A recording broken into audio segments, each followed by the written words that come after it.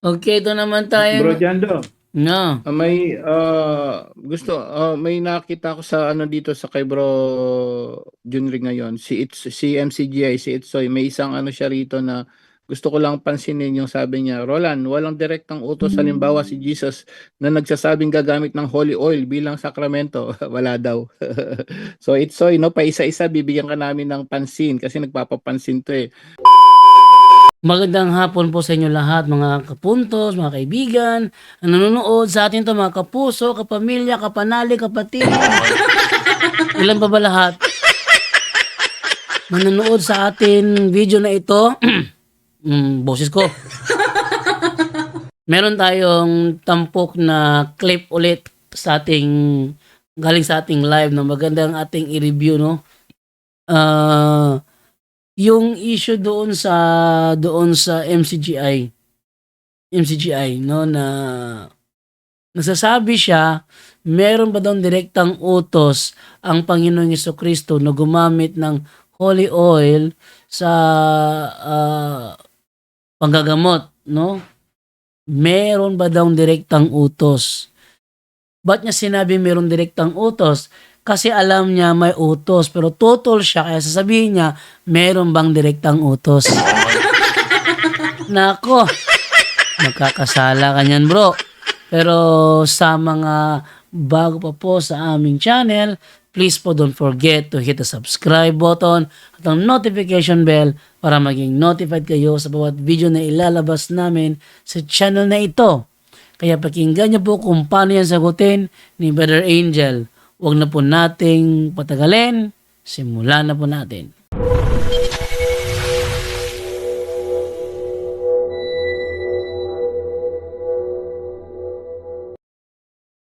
Okay, ito naman Bro tayo. Jando, No. may nakita ko sa ano dito sa kay Bro Junri ngayon, si MCGI, si Itsoy, may isang ano siya rito na gusto ko lang pansinin yung sabi niya, Roland, walang direktang utos halimbawa si Jesus na nagsasabing gagamit ng holy oil bilang sakramento. Wala daw.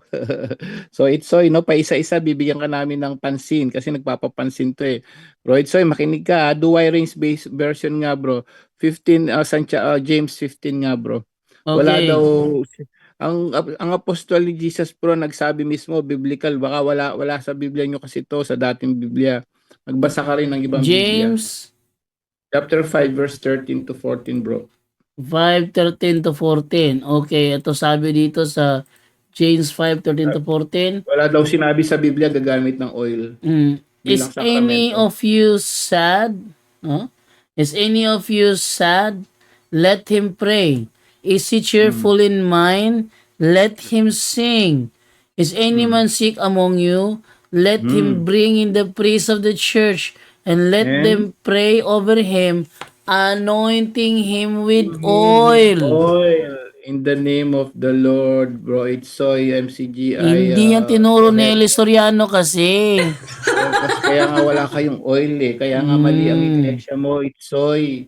Lahat ng mga ginagawa namin nasa Biblia. Yan kayo wala. Walang coordinating center sa Biblia, bro. Kayo puro wala. coordinating center kayo.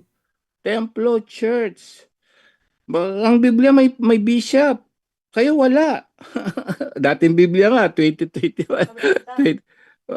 Ang dami nga kayong wala. Ang Biblia may altar, Biblia may pare, ang Biblia may kumpisal, may anointing of oil. Kayo lahat wala nun. Bro Rogelio, no, nagpapapansin to araw-araw eh, gabi-gabi. Back to you, bro Jando. Butata na naman si Bro Itsoy. Okay, at yun po ang sagot po ni Brother Angel sa tanong ni Itsoy, na MCGI, na close-minded. Sana, huwag masyado sirado isip. Buksan naman, kahit paano. Kahit konti, buksan nyo naman ang isip nyo. Kasi kung mananatili kayong sirado ang isip, hindi kayo matututo. Ha? Kailangan buksan ang isip nyo para matuto kayo. At isa pa, alam naman natin ang MCGI isa lamang samahan, hindi ba yan iglesia? Isa lamang yung samahan na itinayo ni Eli Soriano noong mga taong 1980s. Hindi yan isang iglesia. Ha? Ang iglesia, yung ano talaga, yung talagang tinatag ng Panginoong Jesucristo. Hindi yan isang iglesia, yan isang samahan lamang. At saka hindi sila tunay na nakaanib sa tunay na iglesia. Kasi kung nakaanib sila, sana katoliko sila ngayon. Hindi sila katoliko eh. Hindi sila naanib. Therefore, yung kanilang ginagawa is, ano lang yan, kumbaga parang papansin lang yan sa amin. Okay, so sa pagkakataong ito, nasagot ni Brother Angel ang kanyang katanungan na meron bang direktang utos na gumamit ng holy oil bilang sakramento? Binasa na po ni Brother Angel. Yan ay nasa Aklat ng Santiago. At saka, nalala ko si dati si Almasora, Jared, nung siya ay MCGI pa. Ang tanong niya palagi, saan ba mababasa na ang sakramento ay nasa Biblia? Sinagot ko naman yun, kawawa si Jared doon. No, yung doon sa ba title noon? Yung video na yon, member ng MCGI siguro yun, napahiya. Sakramento. Pati ba naman term sakramento hahanapin pa yun ay isang theological term na nabuo dahil sa talata ng Biblia. Sabi doon, pag may sakit ang inyong mga kasamahan, magpatawag kayo ng pare upang ang pare ay lalagyan siya ng banal na langis. Oh. Ano yung banal? Sacred. Ano yung sacred? Sakra. Sakra. Ano yung mentum? Sign. Sacramentum, sacred sign. Yung sacred sign yun eh. Ano ang tanggapin? Kasi gusto nila, letra por letra, sakramento. Yun ang kanilang problema doon. Buti na lang sa ating panahon ngayon, si Jared, nabuksan ng isip, natanggap na niya na ang sakramento nasa Biblia. Yung matitigas ang ulo dyan, gising na kayo. Wala kayong mapapala sa katigasan ng ulo ninyo. Kahit na anong sabihin nyo sa amin, kahit na anong gawin nyo sa amin, yung katigasan ng ulo nyo, hindi yan magpa-prosper. Much better, buksan ang isip ninyo para mas lalong lumawak ang inyong kaisipan at hindi manatili sa isang kahon lang.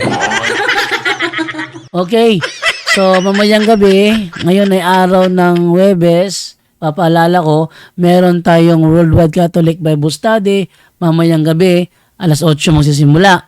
So may greetings pa, meron pa yung gospel reflection bago magsimula.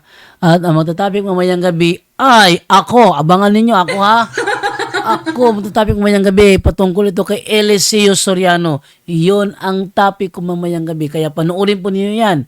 Doon sa claim niya na sila ang sila yung nasa mula sa silangan na papuntang kalunuran, sila ba yon? Hindi sila yon. Etos lang yun. Abangan niyo mamaya yung kanyang yung mga claim ni Eliseo Soriano, yung mga mali ni Soriano, tatalakayin po natin yan mamayang gabi. Kaya sa mga latecomers, sa mga latecomers at hindi pa nakapag-subscribe, please subscribe po sa aming channel, Punto por Punto, Reverend Father Darwin Gitgano, para maging updated kayo sa mga video na ilalabas namin sa channel na ito. Okay? At paki-share din po yung aming mga post and then pakibigay po ng inyong mga comments. At yun lang po. Maraming salamat po and bye-bye.